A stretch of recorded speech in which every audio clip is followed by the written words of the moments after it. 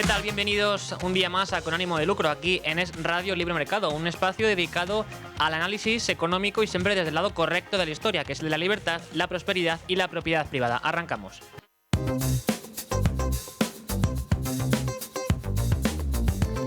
Hoy, como ven, no ha podido estar aquí Luis Fernando Quintero, se ha tenido que ausentar, aunque mañana estará de vuelta.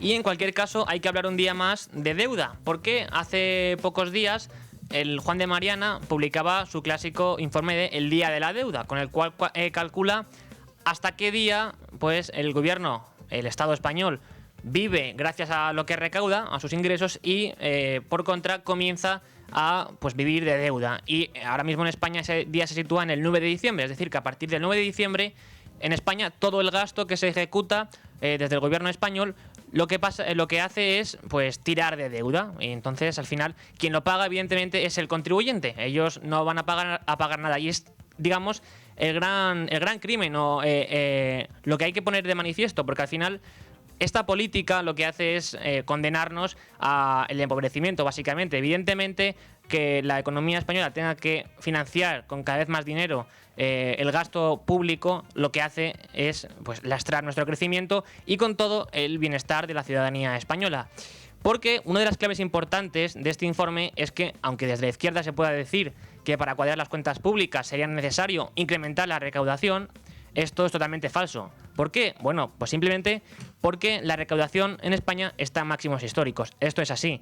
Lo que realmente se requiere, y José María Rotellar hace unos días en prensa también incidía en este hecho, es que no simplemente hay que recaudar, sino además controlar el gasto. Y decía Rotellar que este es, digamos, la base, los fundamentos del liberalismo económico, no simplemente bajar impuestos. Bajar impuestos está muy bien, pero además hay que llevar a cabo una consolidación de las cuentas públicas, un ajuste fiscal que lo que permita es una gestión eficiente y correcta de las cuentas públicas y de los recursos que, en última instancia, el gobierno de quien lo saca es del contribuyente, como decimos. Bueno, pues el Juan de Mariana lo que explica es que España cerró el año pasado, 2024, con un déficit del 3,16% del Producto Interior Bruto y también una deuda del 102% del PIB. Aquí esto tiene truco, lo de la deuda. ¿Por qué? Porque, como sabemos, Carlos Cuerpo, el presidente del gobierno, Pedro Sánchez, no dejan de presumir de que la deuda en España se reduce, cuando es falso. ¿Por qué? Porque se reduce en términos de PIB, es decir, es una ratio en la que situamos la deuda total, en términos nominales, sobre una división sobre el PIB tomado en términos nominales, absolutos. Y esto, primero, es una trampa, digamos, estadística, porque no mide el PIB en términos reales, sino nominales, es decir, no descuenta la inflación. Y al mismo tiempo lo que trata es de pues maquillar u ocultar que la deuda no deja de crecer. Con Sánchez no ha dejado de crecer y ahora mismo la deuda pública se sitúa ya en los 1,7 billones con B de euros. Por tanto, como vemos, en realidad no se reduce, sino que sigue incrementándose y cada vez a más ritmo.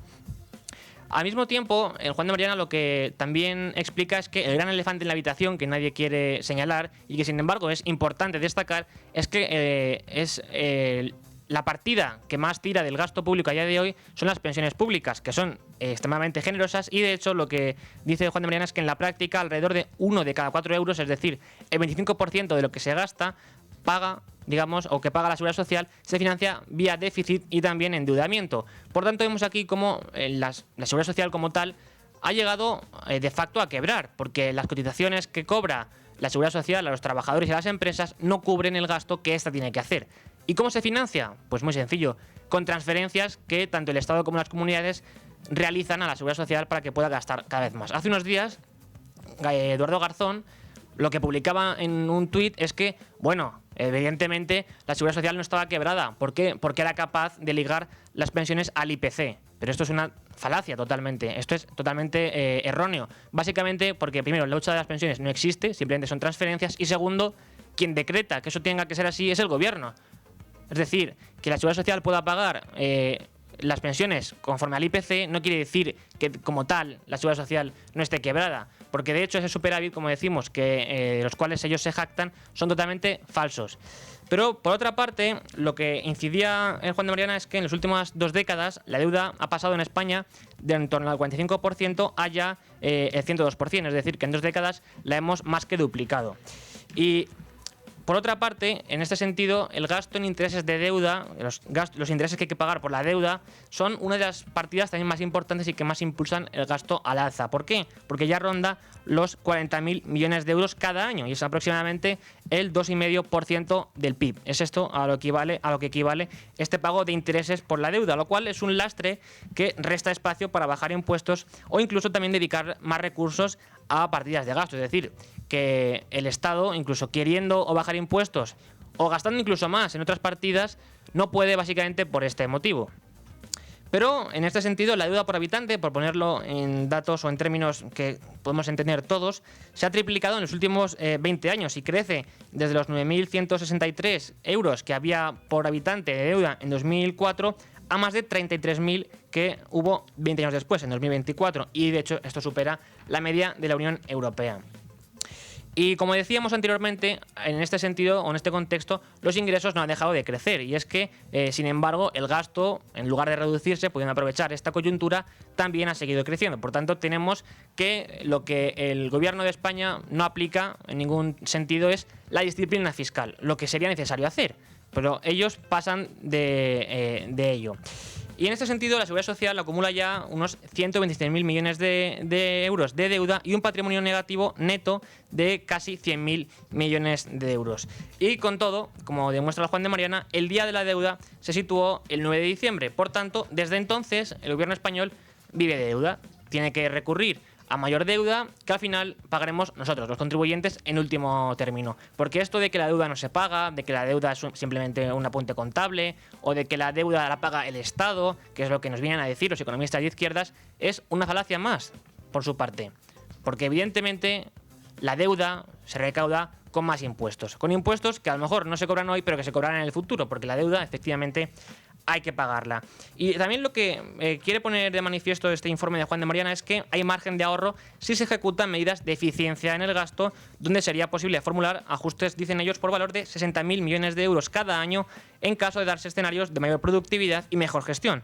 No tiene sentido, dicen, plantear que España siga sin recortar el peso de un Estado que acumula casi 20.000 entes públicos y solamente en el 24 repartió más de 40.000 millones de euros en subvenciones. Y así las partidas de gasto deben estar sujetas, recomiendan desde el Juan de Mariana, a evaluaciones rigurosas que permiten ajustar dispendios innecesarios e improductivos. Y es que esto es fundamental, esta es la base de todo. ¿En qué se basa el crecimiento económico? En la productividad. Pero la productividad proviene del sector privado. El sector público lo que tiene que hacer es no molestar, no suponer un obstáculo más para que la actividad privada, la iniciativa de los empresarios y de los trabajadores pueda fluir y con ello generar riqueza. Pero bueno, ellos, al fin y al cabo, son socialistas, creen en la llamada justicia social, la redistribución de la renta y sobre todo creen que es posible desde el Estado gestionar eficientemente los recursos y que sin el Estado no habría crecimiento económico. Sin embargo, como sabemos, esto es otra falacia más. Quien tiene que crear la riqueza, una vez más, lo decimos, es el sector privado. Y el Estado tiene que abstenerse de intervenir lo más mínimo posible, porque evidentemente lo que hará es empobrecernos. Y se está viendo en España lo que está ocurriendo. En fin, pues esto es lo que pone de manifiesto, como digo, el Juan de Mariana. Y después, a partir de las 12:30, tendremos aquí a Diego Sánchez de la Cruz, que, como sabemos, aparte de colaborador de esta casa, es el responsable de estudios y de investigaciones de este instituto. Pero, en cualquier caso, antes de nada, hay que acercarse a lo que trae hoy Libre Mercado. Y para ello contamos con Antonio Jiménez Moleón. Buenas tardes, Antonio. ¿Qué tal, Rubén? Pues aquí analizando este informe del Juan de Mariana que firma, o que digamos que luego tendremos aquí a Diego Sánchez de la Cruz por teléfono, pero Diego también firma hoy otra información en Libertad Digital y es una entrevista a Andy Mayer en la que se explica que la apuesta energética de España es suicida. Es lo que dice este experto en el contexto de un evento que tendrá lugar el próximo 13 de diciembre, es decir, este sábado, organizado por el Juan de Mariana en la Francisco Marroquín, también por la Universidad de las Hespérides, donde se van a congregar una lista de expertos en la cuestión energética y también en el llamado, en ecologismo también, pero un ecologismo, digamos, racional, un ecologismo escéptico, que es lo que, por ejemplo, propone Björn Lomborg, que es uno de estos expertos que estará presente allí. Pero Diego ha entrevistado para Libertad Digital a Andy Mayer, que es uno de los más destacados comentaristas que tendrán lugar o que estarán presentes en este evento, y que además es uno de los grandes expertos en Reino Unido a este respecto, donde le pregunta, por ejemplo, que dónde se sitúan los errores de la transición energética que se plantea en España y en Europa. ¿Y qué es lo que comenta Andy Mayer? A su juicio, Europa ha impulsado una agenda renovable ambiciosa, pero bajo supuestos que no encajaban con la realidad económica. Recuerda también que el Instituto Juan de Mariana alertó en su momento de que la agenda verde, tal y como se estaba implementando en España, destruiría 3 empleos por cada un nuevo puesto de trabajo creado. Esa advertencia ha tenido un gran eco a nivel internacional, pero la agenda se ha seguido aplicando y ahora estamos viendo las consecuencias. Los pleitos que ahora vemos con los inversores que denunciaron a España, sobre todo con las renovables, reflejan el desorden que están causando todas estas políticas. Su conclusión, las renovables tienen un papel y ese papel puede ser positivo, pero necesitan integrarse en un mix energético estable y económicamente sostenible. Precisamente por ello, Diego lo que le plantea es también la posibilidad de que se haya exagerado el enfoque climático en detrimento de la prudencia económica, ¿no? Para él ha existido un negacionismo climático, pero también un negacionismo del coste real de estas políticas para lidiar con el supuesto problema, como cerrar las nucleares, como ha hecho Alemania y España tiene pensado hacer. Y para él es un error monumental, porque estas políticas públicas no pueden basarse en lo que nos hace sentir bien moralmente, sino en lo que realmente funciona y es el motor del país. Entonces, para él, la única forma de proteger el medio ambiente es mediante economías prósperas capaces de invertir en tecnologías sostenibles. Y luego, por otra parte, Diego le preguntaba que cuál debe ser el papel que tiene que tener el Estado en el sistema energético, y lo que decía Andy Mayer es que el gobierno debe mantenerse al margen de la producción energética, y de hecho ponía como ejemplo también el caso alemán como un caso paradigmático de cómo la decisión ideológica puede volverse contra uno mismo. Pero otra información que tenemos en Libertad Digital hoy es la que trae Beatriz García sobre el caos de Verifactu, porque sabemos que Verifactu era una plataforma electrónica en la que los autónomos y pymes tenían que subir a partir del 1 de enero del próximo año sus facturas, pero ahora el gobierno ha decidido pues prorrogarlo el próximo año, y sin embargo desde el sector, aunque agradecen evidentemente esta prórroga porque supone quitar mayores obstáculos y exigencias a los empresarios, también es cierto que, hombre, se quejan de que el gobierno podría haberlo dicho antes, porque muchos ya han puesto o se han gastado bastante dinero para poner a disposición de Hacienda las facturas. ¿Cómo? Pues invirtiendo en softwares electrónicos que les permitan precisamente subir sus facturas. ¿Y qué es lo que nos cuenta Beatriz? Bueno, como ha resumido, continúa el caos y sobre todo que ha pillado a empresas, a los autónomos, compañías de software sorprendidos y no entienden ahora mismo este giro radical de última hora. Y en este sentido los inspectores de Hacienda han mostrado su descontento ante este giro de guión y señalan motivos políticos como los causantes. Han lamentado desde Hacienda profundamente esta decisión. Bueno, y hablamos antes de ese evento del Juan de Mariana que tendrá lugar este sábado sobre clima y economía y ecología. Y en Libertad Digital, precisamente hoy, también publicamos otra información sobre el sablazo con impuestos que se ha puesto en marcha en toda Europa, pero especialmente en España, con la excusa de los impuestos ambientales, con la excusa del clima. ¿Qué es lo que explica Libertad Digital a este respecto? Bueno, los españoles soportamos una de las presiones fiscales más altas entre los países desarrollados y en cuanto al sablazo climático, con esta supuesta crisis climática, pues se presenta como una excusa más para imponer nuevos impuestos y recaudar más, que afecta sobre todo a las clases media y bajas, ya que suponen un freno de la actividad económica con todas estas trabas. Y de hecho lo que explicamos es que España ya es el quinto país de la Unión Europea que más recauda con los impuestos ambientales, y también el que lo ha hecho en la última década. Es lo que tratamos también de mostrar hoy en Libertad Digital, una información que, por cierto, la pone a disposición de todos nosotros la OCDE. No es ningún organismo ultraliberal ni que, digamos, esté en contra de ningún gobierno, de ningún sistema. Pero, por último, también hay que comentar el artículo de José María Rotellar, que hoy en Libertad Digital firma y explica o nos detalla 11 razones por las que la condonación de la deuda que plantea el gobierno para las autonomías es una barbaridad legal, dice él, y también económica. ¿Y cuáles son estas razones? Vamos a empezar una a una. La condonación es un grave error porque debilita la credibilidad de la economía española.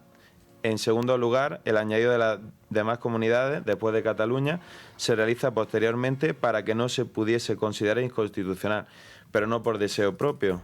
También, una vez más, el sistema ideado vuelve a estar diseñado por quienes impulsan la iniciativa y se benefician de la medida, al hacer la cuenta al revés. Por eso benefician a quien más se ha desviado, a quien más ha incumplido y a quien más impuestos ha subido, especialmente el IRPF. Y luego, por otra parte, lo que explica Rotellar es que la condonación también es un disparate que desincentiva la buena gestión. ¿Por qué? Porque una de las bases metodológicas de este reparto de dinero, o mejor dicho, de esta supuesta condonación, que ahora hay que matizar también esto, ponía el énfasis en que, bueno, se iban a beneficiar más las regiones más responsables fiscalmente y responsables fiscalmente, penalizaba a las más responsables, como en el caso de Madrid, y también primaba la subida de impuestos, como bien comentabas. Pero, en cualquier caso, hay que decir que esta condonación o quita de deuda es simplemente una supuesta quita. ¿Por qué? Porque en realidad es una mutualización de la deuda que pasa de manos de las comunidades al Estado y luego el Estado la reparte entre todos los ciudadanos según estos criterios que puso el gobierno y que, como decimos, sobre todo favorece a las más irresponsables fiscalmente y a las que más han subido los impuestos. Pero es que además Rotellar también hablaba de que todo ello constituye una trampa económica para el resto de regiones de España, no solo para Cataluña. Y si se acepta dicha condonación, pues sería contraproducente, en primer lugar, porque son propuestas perjudiciales para la economía, y en segundo lugar, porque la carga de sus ciudadanos se verá aumentada vía impuestos a pagar a la administración central del Estado, en lugar de las comunidades. Y en cualquier caso, también Rotellar destaca que, aunque se produciría una redistribución regresiva, en este contexto, es cierto, esto es así porque la deuda se paga con impuestos. Por tanto, del mismo modo, a quien perjudicaría sería a los contribuyentes de cada región, no simplemente a las regiones como tal. Y por último, dice Rotellar que perdonar la deuda, da igual que sea todo o parte de la misma, es una barbaridad legal y económica. ¿Por qué? Porque también lo que da la sensación es de que en España hay una gran inseguridad jurídica y, sobre todo, desincentiva la confianza de los inversores en la solvencia de ciertas regiones, como por ejemplo puede ser el caso de Cataluña. En fin, esto es lo que nos trae el libre mercado. Hay mucho más contenido, acérquense a la sección económica de Libertad Digital. Y vamos ya a conocer algunas cuestiones de importancia en materia económica en el día de hoy, pero antes déjenme que les recuerde que si son personas mayores o tienen personas mayores en su familia que viven solas, la aplicación del reloj Durkal y el propio reloj Durkal les supone una gran oportunidad porque ya saben que las caídas, los despistes y las urgencias no avisan. Una caída puede cambiarlo todo. Vivir solo no significa estar desprotegido y nunca saben cuándo puede ocurrirle algo a ustedes o a sus familiares que estamos comentando. Y claro, así como decimos, el reloj Durkal les protege, estén donde estén, las 24 horas del día y de hecho la ayuda llega en menos de 40 segundos porque, como decimos, el reloj Durkal salva vidas. Y pueden conseguirlo con Libertad Digital. Y además, un año de asistencia Durkal con 10% de descuento, el reloj y también 3 meses gratis, llamando al 910-888-852 o a través de la web durkal.com, usando, eso sí, el código Libertad Digital, todo en mayúsculas y con 2 de seguidas.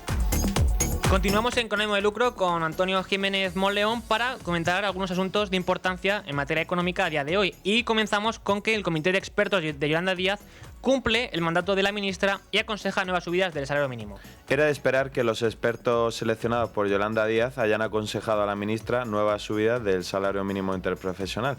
Los expertos aconsejan subir en 2026 el SMI en 37 euros al mes hasta los 1.221 euros mensuales en 14 pagas si se decide que esté exento de tributación y en 56 euros mensuales en 14 pagas hasta los 1.240 si se opta porque tribute en el IRPF.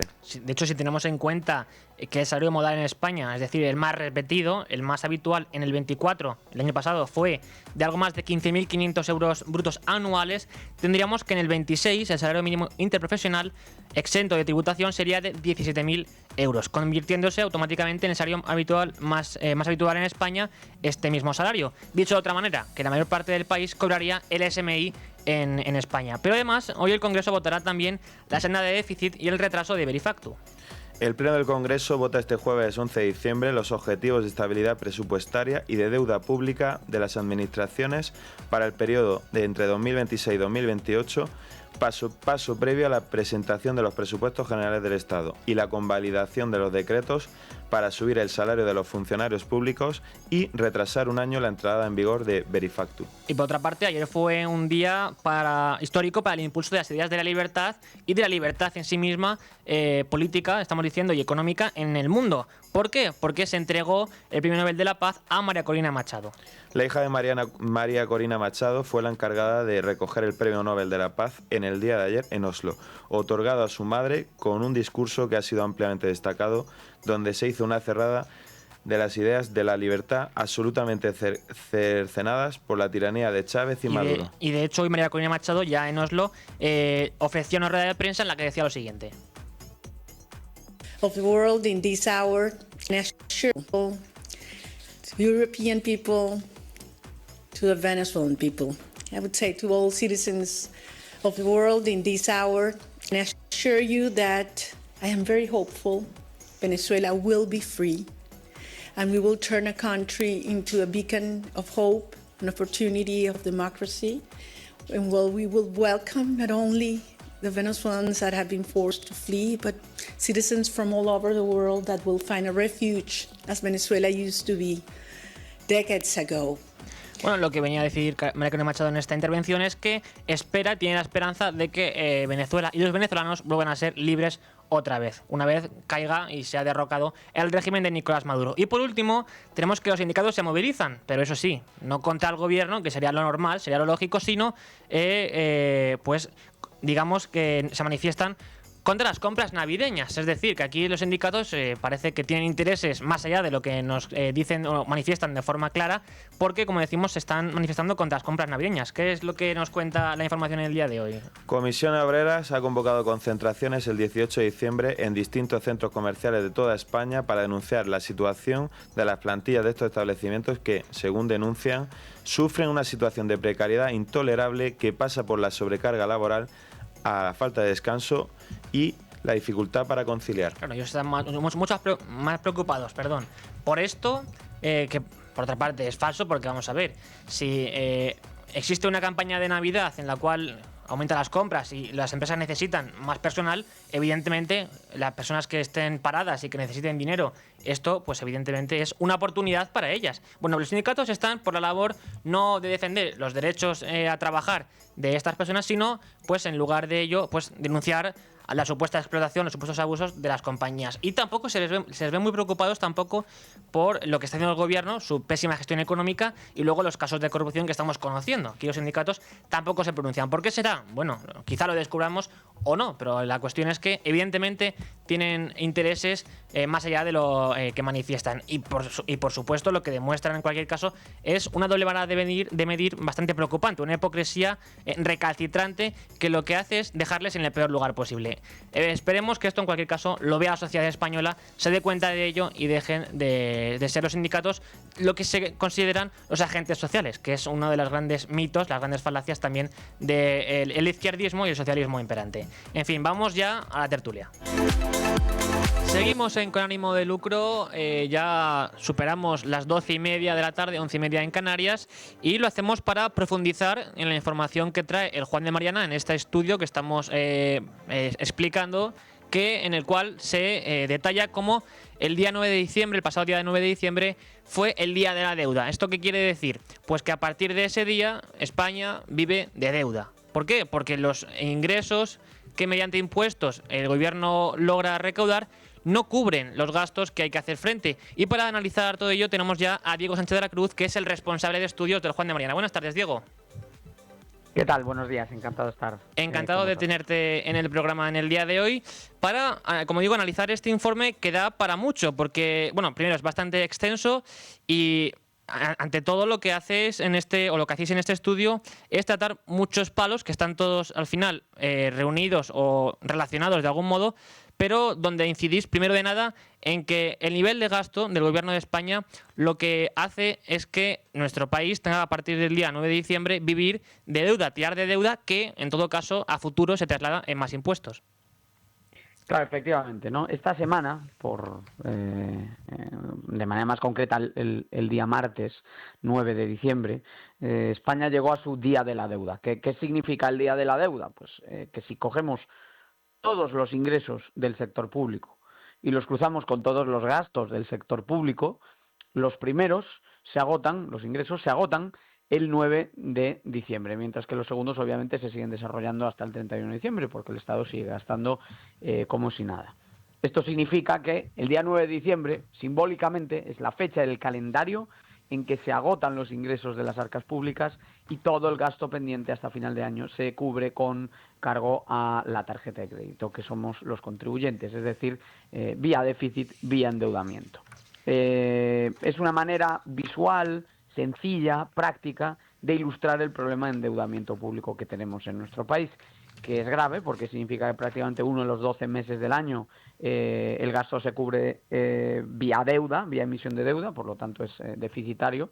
Pero es que además de que ese gasto sea deficitario en casi uno de cada 12 meses del año, tenemos el problema adicional de que esto lleva siendo así desde 2008. Es decir, no es que tenemos un problema en 2025, es que tenemos un problema desde 2008 hasta 2025 de forma sistemática y reiterada por tantos incumplimientos de los objetivos presupuestarios que han supuesto un incremento tremendo de la deuda, ¿no? Que, redondeando cifras, pues ha crecido, se ha triplicado, ha pasado del 30 al 35 al 100% del PIB, redondeando un poquito los datos, y por lo tanto ha triplicado su peso sobre el tamaño de la economía española. Así es, y también destacáis, aparte del Día de la Deuda, lo que es el reloj de la deuda, porque también queréis mostrarle a la audiencia y a los lectores y a todos los interesados en esta información cómo cada día, cada minuto o cada hora la deuda no deja de crecer. ¿Y cuál es el ritmo, Diego?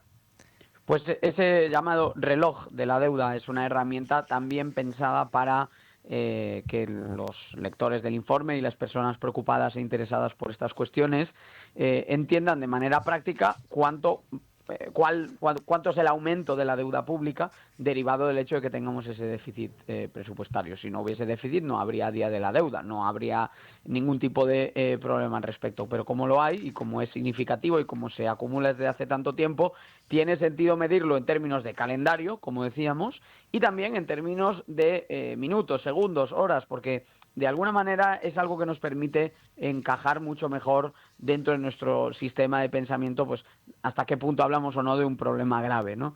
La cifra, el titular general sería que por cada segundo del día la deuda pública crece alrededor de 1.900 euros por segundo. Y esto evidentemente significa que el incremento es de unos 114.000 euros por minuto, de unos 6,8 millones por hora y de unos 164 millones al día.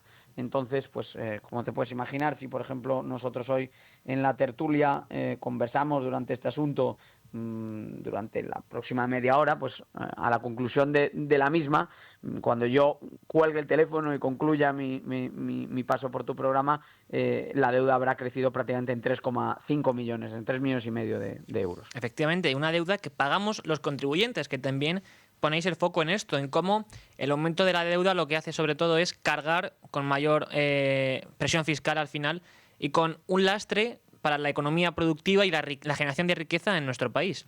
Que, por cierto, también decís que esto sobre todo afecta a los más jóvenes, a los trabajadores más jóvenes, porque ahí recordáis cómo se está produciendo una brecha, y ahora enlazamos con otro asunto por el que te quiero preguntar, y es el papel que tiene en este entramado la seguridad social, el agujero de la seguridad social. Pues efectivamente, no hay mucha tela que cortar, ¿no? Hablando de la situación presupuestaria de la seguridad social, pero por empezar mi respuesta por la pregunta concreta que me haces en este punto, el coste de oportunidad de que haya déficit es muy grande, porque cada año tenemos que financiarlo, ¿no? El hecho de incurrir en un déficit significa que tenemos que emitir deuda, el hecho de emitir deuda significa que tenemos que pagar los intereses de esa deuda y que tenemos que cubrir, por lo tanto, esos compromisos de financiación, ¿no? Es como cualquiera de nosotros cuando va al banco a pedir un préstamo, pues obviamente luego va a tener menos capacidad de gasto y menos capacidad de ahorro porque va a tener, evidentemente, que también dar servicio a ese préstamo. ¿Cuál es el coste de oportunidad? Pues en este caso estamos hablando de que cada año se recaudan alrededor de 40.000 millones de euros que después se van directamente a pagar los intereses de la deuda. El servicio de la deuda, por lo tanto, tiene un coste directo para la economía española de 40.000 millones de euros.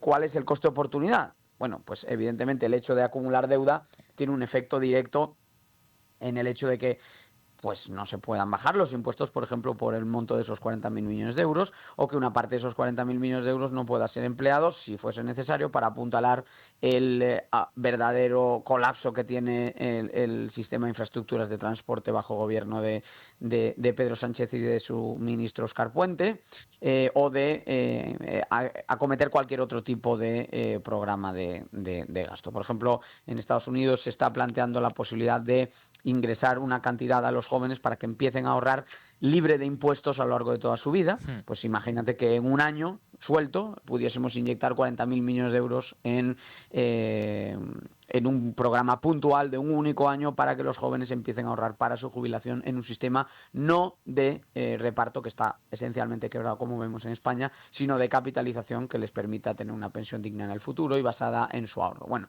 este sería un ejemplo como muchos otros, ¿no? Podríamos gastar, como digo, ese dinero en lo que queramos, en sanidad, en educación, etcétera, y por supuesto la prioridad yo creo que sería en bajar impuestos. Pero no podemos hacer nada de ello porque estamos dedicando esos 40.000 millones de euros al servicio de la deuda. ¿Y cuál es el efecto de ello? Pues más allá de ese coste directo de oportunidad, está también el impacto que tiene en el conjunto de la economía. Es decir, que haya 40.000 millones menos en el bolsillo de las empresas implica que hay alrededor de unos 60.000 millones de euros de actividad adicional en la economía española, de acuerdo con los modelos que presentamos en el informe. Porque claro, eso significa que hay menos capacidad de inversión, menos capacidad de gasto y, en definitiva, menos riqueza en el bolsillo de quienes son los generadores de valor en la sociedad, que son las empresas y las familias. ¿Y cómo contribuye a este respecto el déficit contributivo que tiene la Seguridad Social? Porque ya sabemos que desde el Gobierno nos venden que la Seguridad Social no está quebrada, que está en superávit,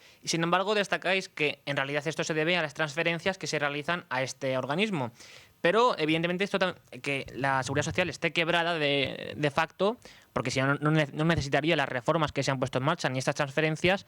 ¿Cómo influye en el nivel de déficit y de gasto que tiene el Estado español a día de hoy? Influye de una manera muy directa y muy significativa. En la práctica, de cada 4 euros que paga la Seguridad Social a los pensionistas en la actualidad, 1 euro se financia vía déficit, es decir, a base de emitir deuda.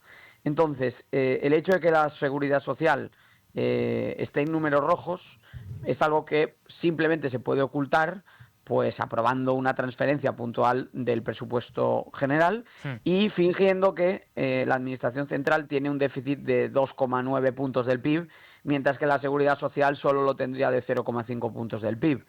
En la realidad, estas transferencias lo único que están haciendo es un trasvase de recursos, que por tanto lo que hace es trasladar la impresión de que en la Seguridad Social hay un déficit muy pequeño y que en el presupuesto del Estado hay un déficit muy grande.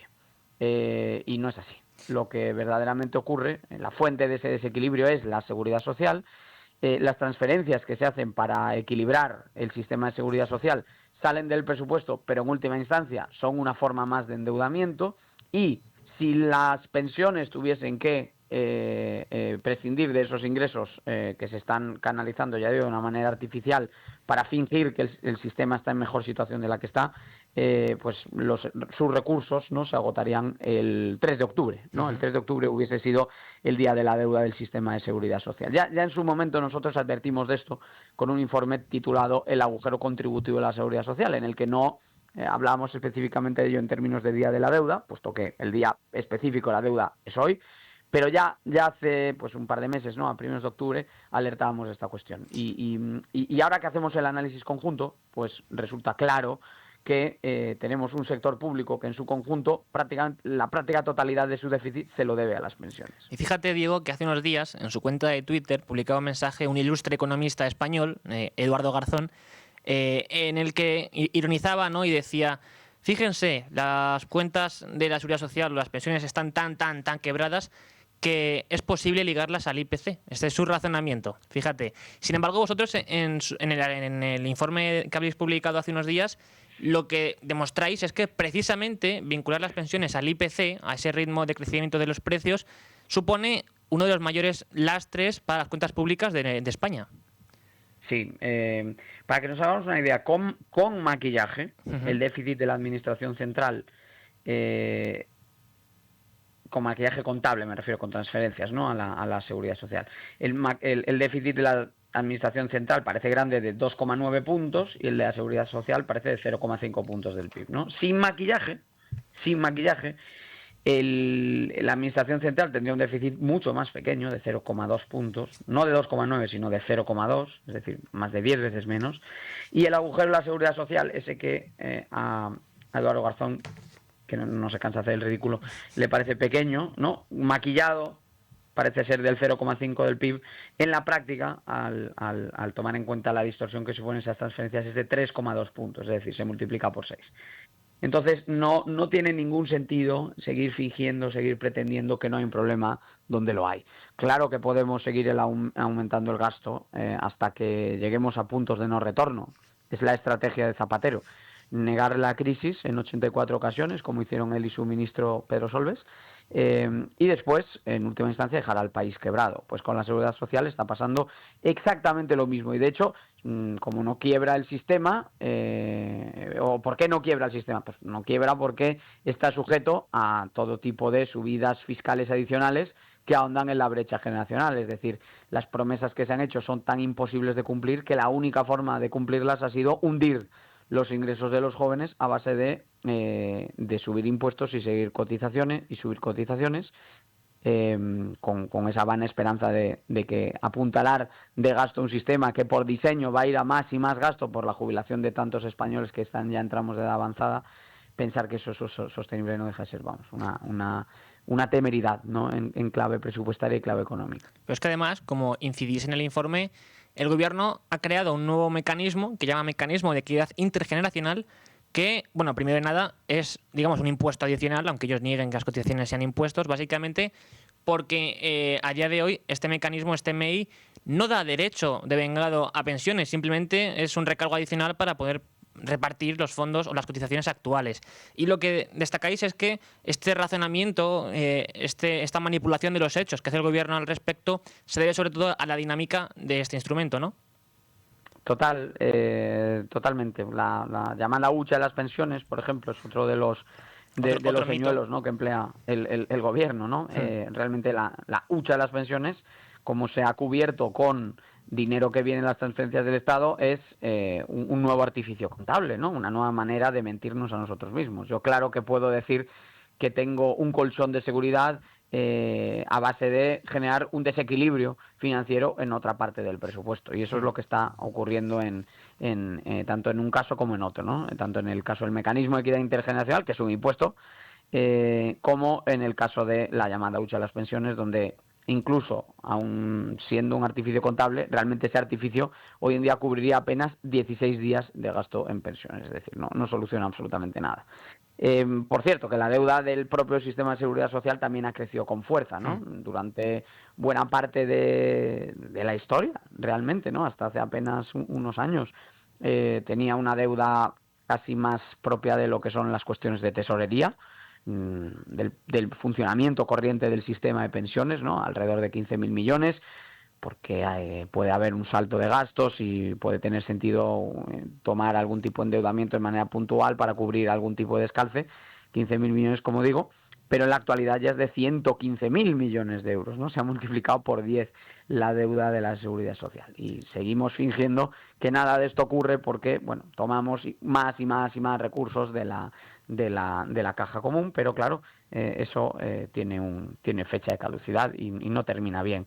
Ahora mismo la Comisión Europea proyecta que la Seguridad Social llegue a consumir el 47% de los ingresos fiscales, es decir, que 1 de cada 2 euros abonado en impuestos y cotizaciones se vaya directamente a pagar pensiones. Eso prácticamente, si le sumamos el gasto en salarios de los funcionarios y trabajadores del Estado, no dejaría margen para acometer ningún otro tipo de gasto. Entonces tendríamos una estructura de dispendios y desembolsos de las administraciones concentrada casi al 100% en salarios de empleados públicos y pensiones de jubilados, sin ningún otro tipo de margen. Y sin embargo, Diego, habrá quien diga, hombre, pues si falta dinero, que se recaude más, que se incrementen los impuestos. Y sin embargo, vosotros en el informe también ponéis el foco en que la recaudación fiscal está en máximos históricos, que el problema es el gasto, es el déficit, y además también apuntáis a que precisamente el incumplimiento de las reglas fiscales, a este gasto descontrolado que tenemos a día de hoy, también impacta en la percepción que tienen los inversores en nuestra economía, que evidentemente pues desincentiva la inversión. España recauda hoy más que nunca. Entonces está claro que el problema no puede ser de gasto. De hecho, hay de ingresos. De hecho, hay un exceso de ingresos, ¿no? Porque, como hemos comentado con la publicación del impuestómetro del Instituto Juan de Mariana, se han incrementado en 97 ocasiones, desde que Pedro Sánchez es presidente, los impuestos y las cotizaciones. Han sido 97 medidas recaudatorias. Y como resultado de ello, pues un salario medio ya pierde el 55% del coste laboral en las principales figuras recaudatorias, IRPF, cotizaciones, IVA o IBI. Entonces, no tiene mucho sentido seguir fingiendo que los ingresos son el problema, porque los ingresos se han disparado. Se ha producido además una ingente subida en la sombra del IRPF a raíz de la no deflactación del impuesto. Entonces, yo creo que este discurso ya tiene las patas muy cortas, ¿no? Es una mentira de escaso recorrido, porque los españoles saben que este gobierno ha subido 97 veces los impuestos y saben que sus carteras están muy golpeadas, ¿no? Sus bolsillos están muy golpeados, ¿no? por esa voracidad fiscal. El gasto, en cambio, pues no ha parado de crecer. El gasto hoy, a priori, si tienes un incremento recaudatorio de 127.000 millones desde que gobierna Pedro Sánchez, no deberías tener ya un problema, ¿no? Sin embargo, el gasto sobre el porcentaje del PIB ya está en el 45%, y el incremento del gasto ha sido tan acusado, que aún con los ingresos en recaudación, en niveles de recaudación históricos, el presupuesto sigue en déficit, ¿no? Y claro, el gasto público, obviamente, ha experimentado esta expansión porque hay un plan deliberado en la acción de gobierno de reducir el peso del sector privado, quitarle espacio a familias y empresas y expandir hasta límites ya totalmente insostenibles un ogro filantrópico como es nuestro sector público, que verdaderamente no da más de sí, y que tiene un coste ya total y absolutamente prohibitivo para la economía española. Así es. Y en este contexto, ¿cómo influye el hecho de que estemos prorrogando los presupuestos? Porque hay, o desde el ámbito del liberalismo muchas veces, se habla de que las cuentas estén, digamos, bloqueadas por la debilidad parlamentaria del gobierno. Es una buena noticia, porque no se pueden subir más los impuestos ni gastar más, pero vemos que esto no es así, y de hecho vosotros en este informe también incidís en que lo que se hace en este contexto es heredar estructuras presupuestarias que evidentemente lo que hacen es primar el gasto sobre cualquier otra cosa.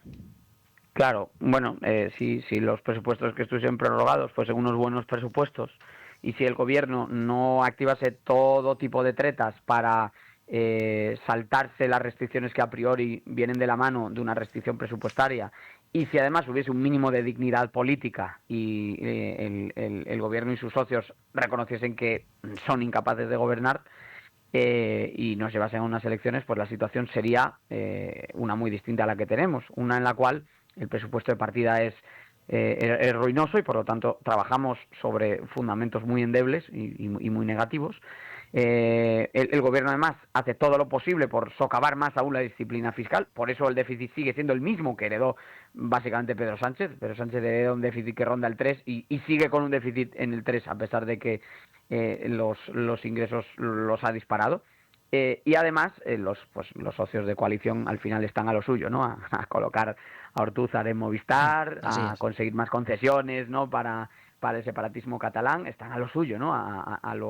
No creo que nunca ha habido un neoliberalismo más salvaje que el de estos señores, que todo lo miden en base a una rentabilidad salvaje, sin ningún tipo de control ni medida, todo por el poder, y dentro de ese sistema en el que están insertados tanto PSOE y Sumar como sus socios, en el que no se plantea en absoluto ningún tipo de cambio político. Entonces, la teoría nos dice que quizás una prórroga presupuestaria podría venir bien, la práctica nos dice que si lo que estás prorrogando es un presupuesto malo, si lo que tienes es un gobierno decidido a despilfarrar recursos sea como sea y a encontrar todo tipo de fórmulas para saltarse las restricciones que venían a priori de la mano de una prórroga presupuestaria, y si los socios de gobierno no solamente no van a tomar medidas al respecto y no van a tumbar al gobierno, sino que además están encantados de aprovechar la debilidad de este gobierno para conseguir un sinfín de concesiones que van ya directamente hasta la colocación de expolíticos en organismos privados que ahora están participados por el Estado. Pues bueno, con ese mix lo único que puede pasar es lo que está pasando, ¿no? Que la prórroga es un elemento más de incertidumbre en la planificación o el análisis, ¿no? de la política presupuestaria, y no sirve en absoluto para controlar nada. También el cierre del gobierno de Estados Unidos a veces ha sido interpretado, ¿no? por voces liberales como una oportunidad para contener el gasto y la deuda. En la práctica ya vemos que tampoco es así. Bueno, y ya por terminar, Diego, que sé que te tienes que ir ya, simplemente Claro. preguntarte por cuáles son las vías para consolidar unas cuentas públicas, digamos, serias, y en las que se gestione bien y se controle el gasto, y sobre todo, cómo podemos enfrentarnos a esos colectivos o esos grupos de influencia que van a estar en contra de esta reforma.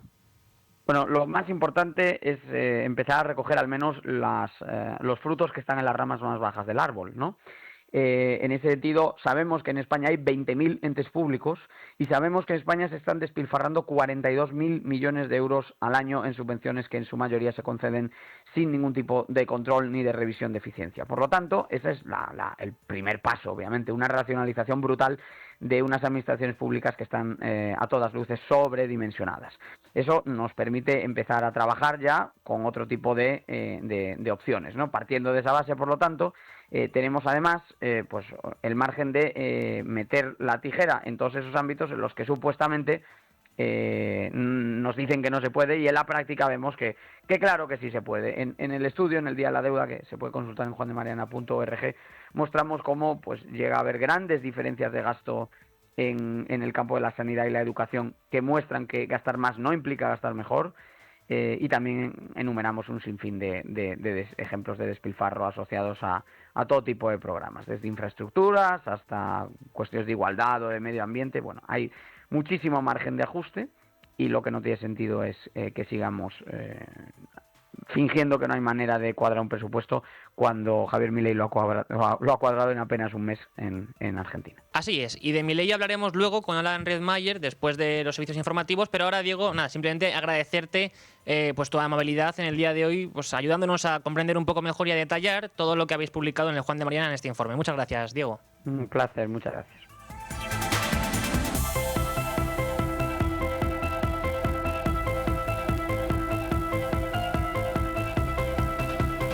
Y precisamente Diego hablaba ahora de que lo importante es la calidad del gasto, no simplemente reducirlo, es decir, hay que reducirlo, eso es evidente, pero además de reducirlo hay que gastar mejor. ¿Por qué? Porque al final también es una cuestión de eficiencia. Si se gasta en cosas inútiles, en cosas que no sirven para nada, evidentemente se está despilfarrando el dinero, por mucho de que se despilfarre menor cantidad. Al fin y al cabo, como decimos, no hay que despilfarrarlo, hay que gastarlo donde se debe gastar y donde sea necesario. Y esto también lo recoge el Juan de Mariana en este informe del Día de la Deuda, haciendo referencia al índice de riqueza de las naciones desarrollado por Warsaw Enterprise Institute y distribuido precisamente por ellos aquí en España.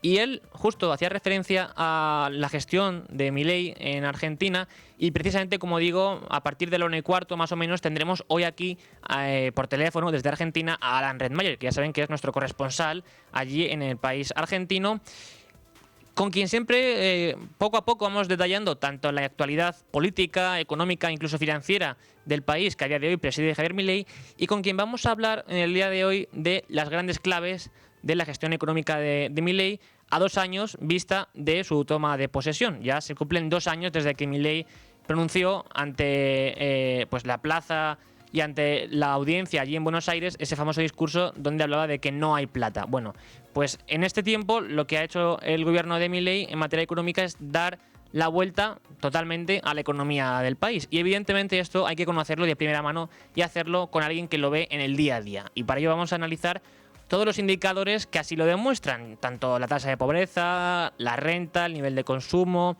cómo Milei ha cuadrado las cuentas públicas, que es lo más importante en relación con lo que decimos que trae el Juan de Mariana en el día de hoy, y es cómo ha reducido el gasto, ha logrado reducir la brecha cambiaria.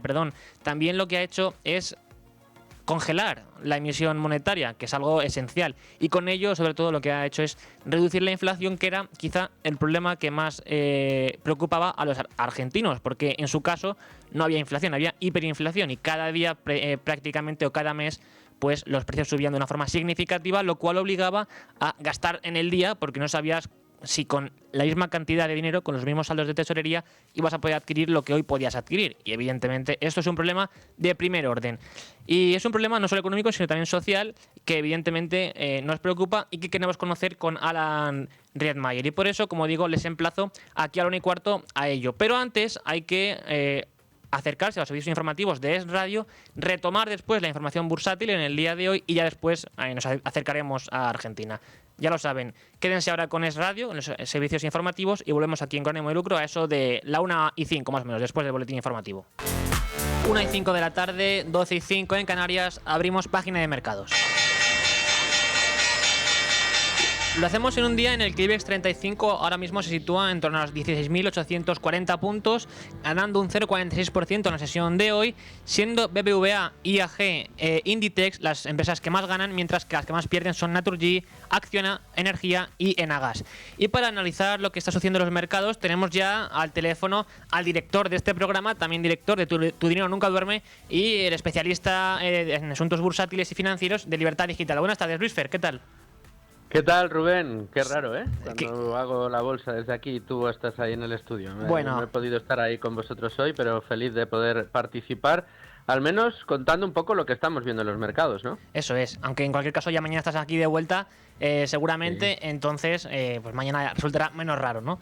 Pero lo cierto es que quizá la noticia del día en materia bursátil es la decisión de la FED, que como sabes decidió ayer a última hora, ya con los mercados europeos cerrados, reducir los tipos de interés en 25 puntos básicos, situándolos entre el 3,5 y el 3,75%, ese rango objetivo. Y esto, Luis Fer, al fin y al cabo, también es lo que más preocupa a las bolsas, tanto evidentemente a la americana, pero también a las europeas. ¿Cómo ha sido recogida esta noticia? Pues fíjate, podemos decir por un lado que la sorpresa por la decisión de la Reserva Federal norteamericana venía cuando se deslizó la posibilidad de que redujera ese 25%, ese 0,25%, los 25 puntos básicos que ha reducido los tipos de interés la Reserva Federal, porque no se esperaba. Se conoció hace un par de semanas que la Reserva Federal estaba barajando la posibilidad de reducir los tipos de interés en lugar de mantenerlos, que era lo que se esperaba. Desde hace 2 semanas hasta ahora, desde que se conoció esa posibilidad hasta ahora, el mercado ha ido descontando ese escenario y ha ido básicamente subiendo, por norma general, la renta variable tanto en Estados Unidos como en Europa. De hecho, si nos fijamos en nuestro selectivo, pues está en máximos históricos. Hoy no cosecha una gran subida, puesto que ya se daba por descontado la subida de 25 puntos básicos la bajada de 25 puntos básicos de los tipos de interés de la Reserva Federal, lo que inunda de liquidez los mercados y por eso ayuda a la renta variable, sobre todo a aquellas compañías que están tirando de los indicadores y que están fuertemente endeudadas, que basan su crecimiento también en la adquisición de deuda. Pues el hecho de que la deuda baje, de que el precio del dinero baje, pues les ayuda a crecer y el mercado considera que van a tener más margen de crecimiento por tener más margen de endeudamiento. Esto es básicamente el funcionamiento que tiene las noticias relacionadas con las bajadas de tipos de interés y que se traducen generalmente en subidas en los mercados. Esas subidas se han ido cosechando durante las 2 últimas semanas y el problema que tenemos con lo que se dijo ayer en la rueda de prensa posterior a la comunicación de la reunión de la Reserva Federal, cuando Jerome Powell se puso al micrófono, pues nos enteramos de varias cosas. Una, de que la discrepancia interna crece dentro de la Reserva Federal, siendo los representantes del gobierno los que están apostando por mayores bajadas de tipos de interés. Es más, su voto particular ha ido en la dirección de tratar de que la bajada de tipos de interés de hoy tendría que haber sido del 0,5% y no quiero decir, de 50 puntos básicos, sino de 25, es decir, de medio punto en lugar de un cuarto de punto, que es lo que finalmente se ha reducido, pero esa es la parte minoritaria, porque la otra parte discrepante con la Reserva Federal, con la decisión final de la Reserva Federal, lo que estaba abogando era por no bajar más los tipos de interés, porque consideran que hay unas tensiones inflacionistas latentes dentro de la economía que pueden reventar antes o después, y que si se sigue alimentando el leviatán de la liquidez dentro de un sistema ya muy inundado de liquidez. Recordemos que la magnitud M2 no se ha reducido desde que se hinchó con los famosos quantitative easing, con aquellos 10 años de tipos de interés en cero o en negativo. Después subieron mucho los tipos de interés, pero ni siquiera con esa subida importante de los tipos de interés se maquilló apenas la variable M2, el agregado económico M2, que no deja de ser todo el dinero, la liquidez en circulación en Estados Unidos, no se corrigió. Y esto es antes o después estallido de inflación, y esto es lo que están viendo algunos de los miembros de la Reserva Federal, y están considerando que si le echas más leña al fuego, más gasolina al incendio, pues la cosa no la vas a mejorar. En todo caso, puedes hacer que empeore. Y este es el escenario que tenemos encima de la mesa.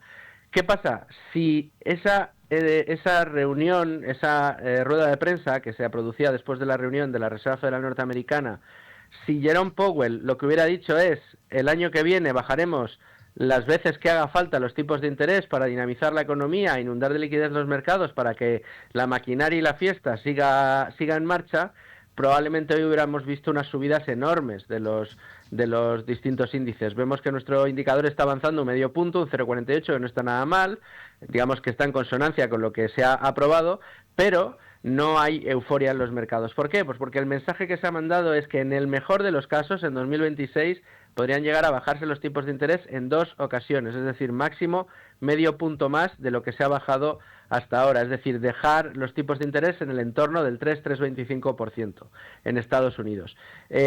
Esto también es muy significativo, porque evidentemente aquí lo que nos está diciendo Jerome Powell es que esos votos particulares tienen sentido, esos votos discrepantes de la Reserva Federal tendentes a que los tipos de interés se mantengan como están y no sigan bajando, es decir, no sigamos dotando de liquidez a los mercados, es la opción correcta y la opción que se puede imponer en caso de que las tensiones inflacionistas empiecen a aparecer por el horizonte. ¿Esto es posible? Es posible. ¿Es posible que volvamos a vivir una fiebre inflacionista de doble dígito?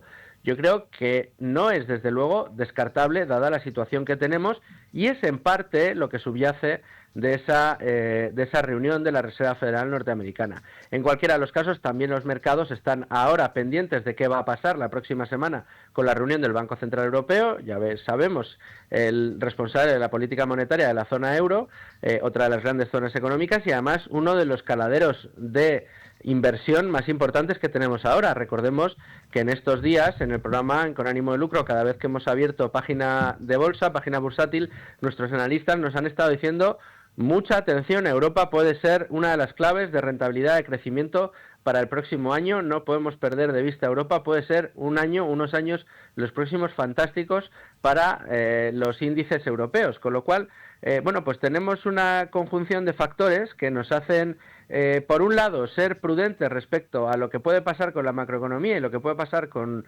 los índices de IPC y con la inflación, es decir, con la devaluación monetaria, con la pérdida de poder adquisitivo de monedas tan importantes como el dólar, y los efectos que esto puede traer a los mercados. Puede ser uno de los catalizadores de algún cisne negro que permita esa reversión a la media de la que hemos estado hablando.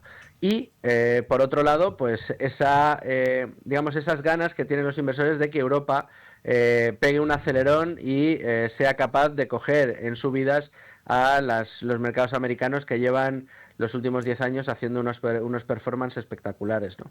Pues veremos qué ocurre. Lo que está claro es que los próximos meses a nivel informativo serán muy interesantes y darán para mucho de qué hablar. Pero habrá que esperar a ver qué ocurre, sobre todo también teniendo en cuenta que sabemos que en el caso de la Fed, Jerome Powell en los próximos meses dejará de ser el presidente y Trump lo pondrá a alguien de su confianza, evidentemente, sobre todo conociendo cómo es Trump. Trump no va a dejar que el presidente próximo de la Fed sea totalmente independiente, y lo que podemos imaginar, ¿no?, es que la Fed tomará un rumbo distinto, al menos menos independiente, sobre todo siempre pues al albur de los antojos del presidente de Estados Unidos. En cualquier caso, ya le digo, veremos qué ocurre. Y nada, simplemente muchas gracias, Luis Fernando Quintero, por ayudarnos hoy a comprender qué ocurre en los mercados y brindarnos tu propio análisis.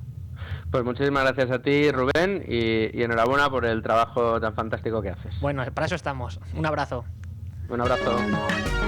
Y toca ya abrir página de análisis económico sobre Argentina. Contamos ya desde allí, por teléfono, con Alan Redmayer, que ya saben ustedes que es nuestro especialista en materia argentina, con quien pues recurrentemente analizamos lo que ocurre en la política, en la economía y las finanzas del país. Buenas tardes, Alan. Alan, no sé si nos escuchas. Bueno, pues mientras que intentamos recuperar la conexión con Alan, simplemente comentarles que, como les adelantaba anteriormente, lo que ocurre es que ya se cumplen 2 años desde que Javier Milei llegó a la presidencia de Argentina, llegó a la Casa Rosada. Recuerden aquel famoso discurso en el que Milei, cuando tomó posesión y había una multitud de personas congregadas para verle y escucharle, lo que dijo, lo que se atrevió a decir fue la pura verdad, y es que no hay plata, es lo que dijo, no hay dinero. No hay dinero, ¿por qué? Porque la gestión económica de los kirchneristas, de la izquierda, de los peronistas, al fin y al cabo lo que había hecho pues era vaciar las arcas públicas del Estado, y por ello lo que había que poner en marcha eran reformas de calado que fueran en la dirección correcta. Y para comentar esto, como digo, creo que ya ahora sí nos escucha Alan Redmayer desde Argentina. Buenas tardes, Alan. Pues parece ser que no sé si nos escucha Alan. Parece que no nos escucha Alan. Vamos a intentar de nuevo recuperar la conexión con él, pero lo que está claro, como decía, es que en estos 2 años la economía argentina ha dado un giro de 180 grados. ¿Por qué? Porque lo que se ha atrevido a hacer el presidente Javier Milei es precisamente las reformas que prometió. Y por ello, claro, hay que incidir en ello, y es que lo que ha hecho Javier Milei es darnos ejemplo a los españoles de cómo hay que administrar las cuentas públicas. Sabemos, y lo hemos comentado antes con Diego Sánchez de la Cruz, que evidentemente lo que es necesario es que las cuentas públicas estén cuadradas, que no se aumente el gasto y que los impuestos, a poder ser, se reduzcan.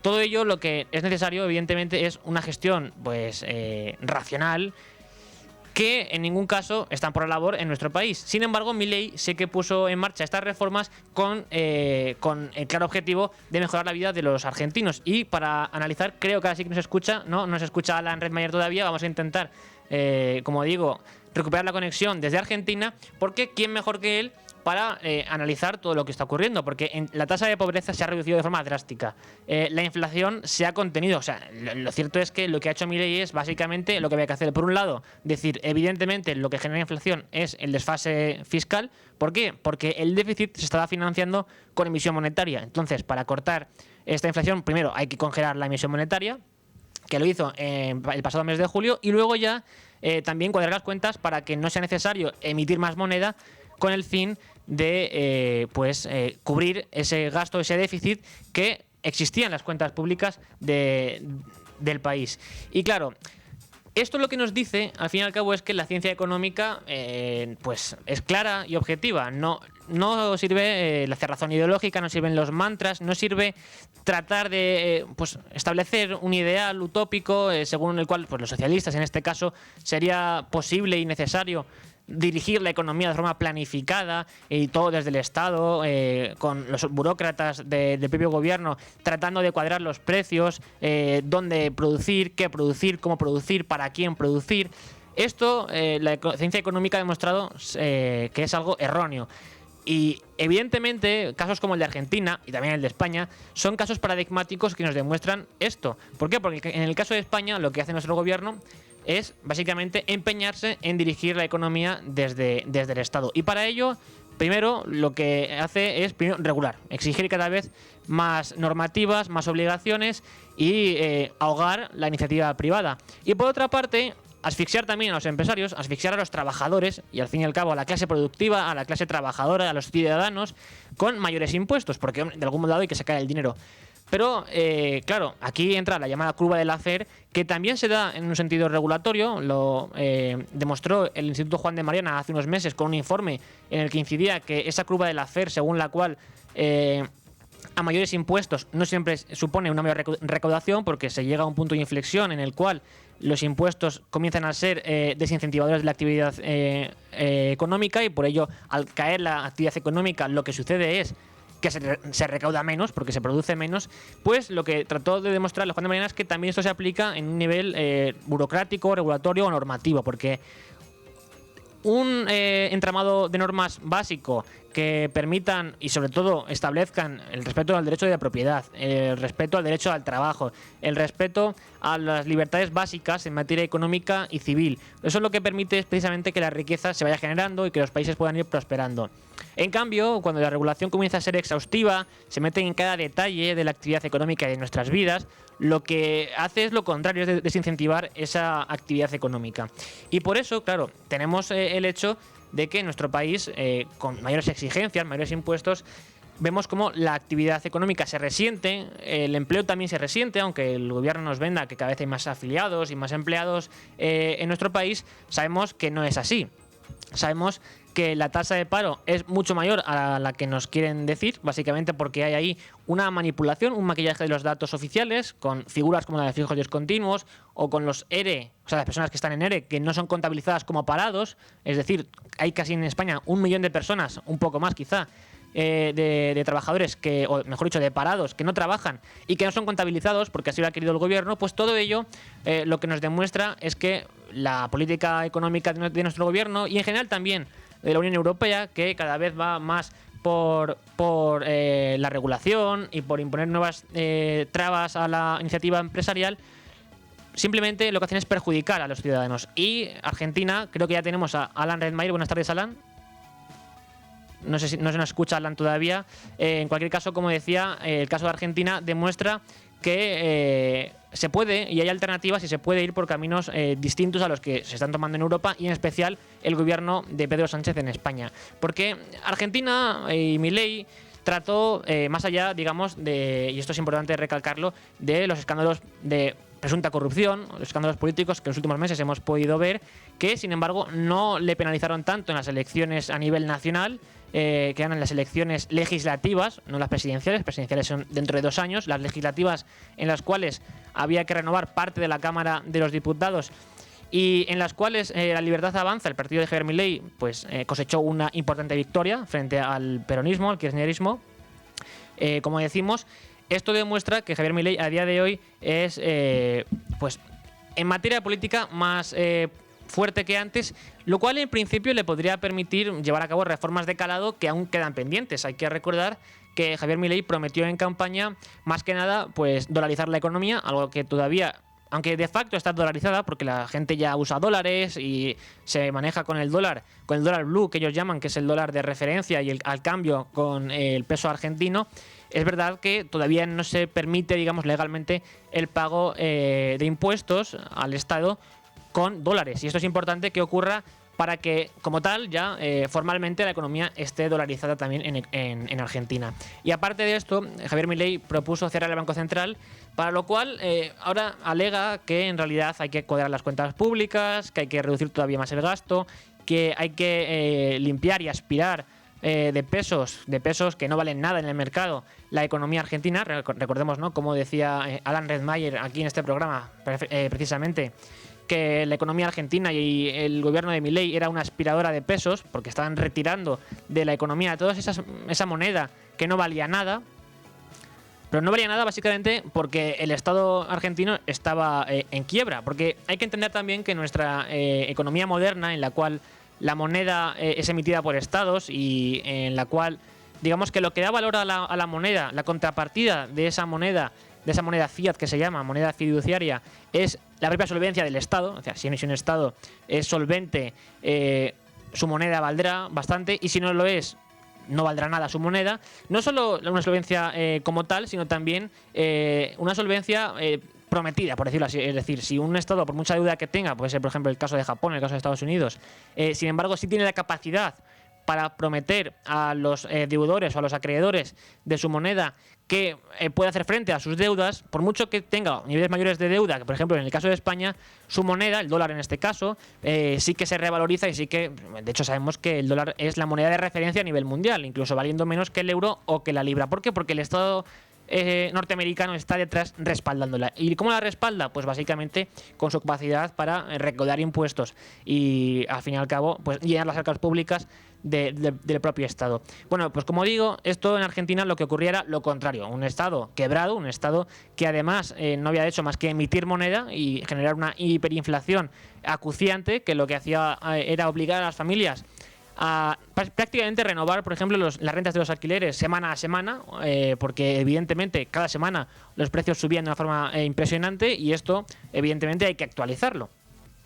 Y no solo esto, sino que además el consumo, digamos que era obligado, porque si tú tienes unos saldos de tesorería determinados y sabes que en una semana el valor de esa moneda se va a reducir a la mitad, evidentemente dices, tengo que gastarlo. Pues todo esto, este entramado institucional y económico, afectará directamente a la situación de vida de los argentinos. Argentinos que es verdad que el propio Milei les anticipó que iba a ser dura la corrección, y así está siéndolo. Sin embargo, ya están viendo cómo poco a poco se van sembrando o poniendo los pilares, los fundamentos o los brotes verdes que se suelen llamar para una futura reconstrucción de la economía argentina. Y aquí también hay que tener en cuenta que Argentina o Milei ha tenido claro de qué lado ponerse a nivel internacional y ha tendido siempre pues a alejarse de los antiguos socios internacionales de los Kirchner y ahora tratar de ponerse del lado de Estados Unidos y también tratar de atraer las subvenciones y el capital, los fondos procedentes del FMI, del Fondo Monetario Internacional, con el fin de emplearlos en la reconstrucción de esta economía argentina que estaba pues básicamente moribunda, estaba en estado terminal.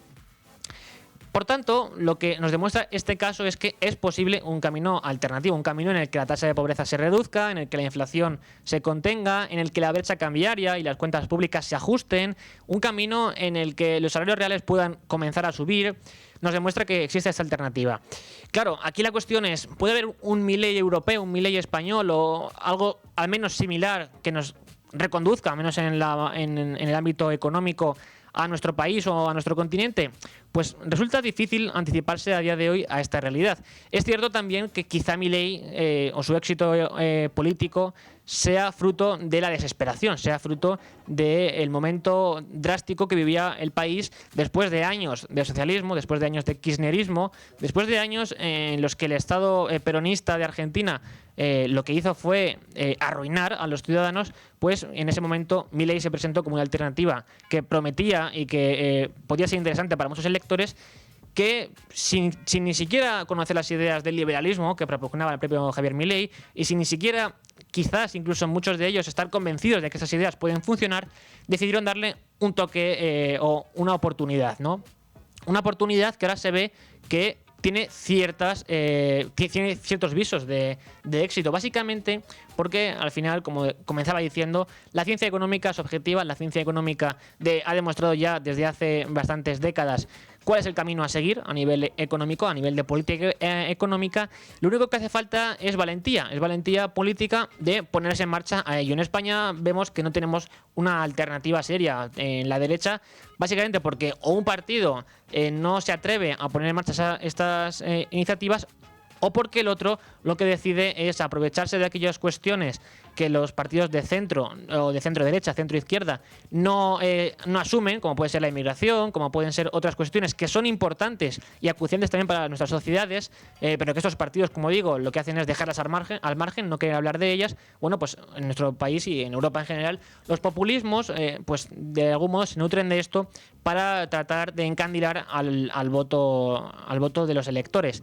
Pero, claro, como decimos, en Argentina, sin embargo, dada la desesperación del momento, pues decidieron darle esta oportunidad a Milei, que ha podido poco a poco ir poniendo en marcha estas nuevas reformas en materia económica que serían necesarias en España y que, sin embargo, debido a que España todavía sigue en la Unión Europea, todavía tiene digamos, una capacidad productiva y una riqueza generada, un capital generado en los últimos siglos que sustenta nuestro actual nivel de vida, pues parece ser que España todavía, y esperemos que no sea, aunque sería una desgracia que así ocurriera, pues evidentemente España tiene más difícil caer en la situación que estuvo Argentina, aunque nada es imposible. Ya saben ustedes que aquí siempre se decía, o en todos los países donde llegó el comunismo, aquí no puede pasar, y finalmente pasaba. En Rusia decían, aquí no puede pasar. Y llega Lenin con los bolcheviques y da su golpe de Estado e instaura su régimen. Bueno, pues aunque aquí sea difícil que pase lo que en Argentina, evidentemente existe esa posibilidad. Y sin embargo, evidentemente no queremos que así ocurra, pero quizás sería la única solución o la única forma en la que la sociedad pudiera tratar de confiar en un candidato con las ideas que ha puesto en marcha Javier Milei. Y todo ello lo analizaremos aquí en posteriores ocasiones en Libertad, con ánimo de lucro, en Es Radio Libre Mercado, con Luis Fernando Quintero, Alan Redmayr y todos los especialistas que solemos tener. Pásenlo bien, mañana les esperamos aquí a las 12 como todos los días.